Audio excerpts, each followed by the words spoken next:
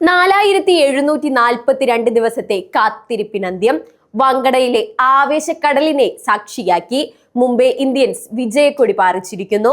തോറ്റു തുടങ്ങുന്ന മുംബൈയെ കണ്ട് ശീലിച്ചവർക്ക് മുന്നിൽ കൊൽക്കത്ത നൈറ്റ് റൈഡേഴ്സിനെ 6 വിക്കറ്റിന് തകർത്ത് ഹർദിക് പാണ്ഡ്യയും സംഘവും ചരിത്രം തിരുത്തി കുറിച്ചു.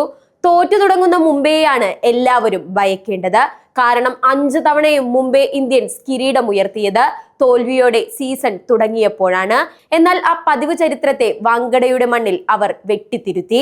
ആദ്യം ബാറ്റ് ചെയ്ത് 220 റൺസ് എന്ന കൂറ്റൻ സ്കോർ പടുത്തുയർത്തിയ KKRനെ രോഹിത് ശർമ്മയുടെയും റിയാന്റെയും സംഹാര താണ്ഡവത്തിൽ 19 ഓവറിൽ മുംബൈ മറികടന്നു. 2012 ശേഷം ആദ്യമായി ഒരു ഓപ്പണിംഗ് മാച്ച് ജയിച്ചു തുടങ്ങുന്ന മുംബൈയെ കണ്ട് ആരാധകർ ആവേശത്തിലാണ്.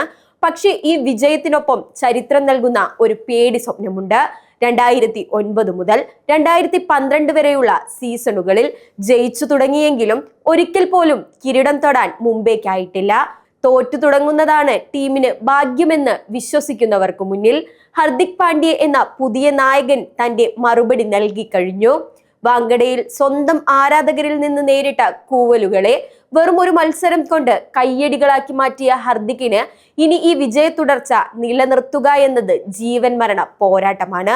ചരിത്രം വഴിമാറട്ടെ, വിധി മാറ്റി എഴുതപ്പെടട്ടെ.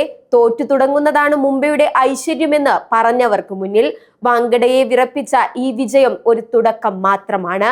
4742 ദിവസത്തെ കാത്തിരിപ്പിന് വിരാമം വിട്ട് കൊൽക്കത്തയെ തകർത്തെറിഞ്ഞ ഹർദിക്കും സംഘവും ലക്ഷ്യമിടുന്നത് ആ 6ാം കിരീടം മാത്രമാണ്. പഴയ കണക്കുകൾ വെറും അക്കങ്ങൾ മാത്രമാണ്. ഇത് പുതിയ മുംബൈയാണ്. രോഹിത്തിന്റെ ക്ലാസും റിക്കൾട്ടന്റെ പവറും ഒത്തുചേരുമ്പോൾ എതിരാളികൾക്ക് ഇനി ഉറക്കമില്ലാത്ത രാത്രികളാകും. പട നയിക്കാൻ ഹർദിക് പാണ്ഡ്യ എത്തുമ്പോൾ മുംബൈയുടെ മണ്ണിൽ കൂവലുകൾ അടങ്ങി പകരം ആവേശക്കടൽ ഇരമ്പുകയാണ്. ഇനി ചരിത്രം മാറും, റെക്കോർഡുകൾ തിരുത്തപ്പെടും. പരാജയത്തിൽ തുടങ്ങുന്ന ആ പഴയ ചരിത്രം ചവിറ്റുകൊട്ടയിലെറിഞ്ഞ് വിജയത്തിന്റെ പുത്തൻ അധ്യായം കുറിക്കാൻ നീലപ്പട തിരിച്ചു വന്നിരിക്കുന്നു. ഇത് മുംബൈയാണ്. ഇവിടെ ജയമല്ലാതെ മറ്റൊന്നും ഇനി പ്രതീക്ഷിക്കുന്നില്ല.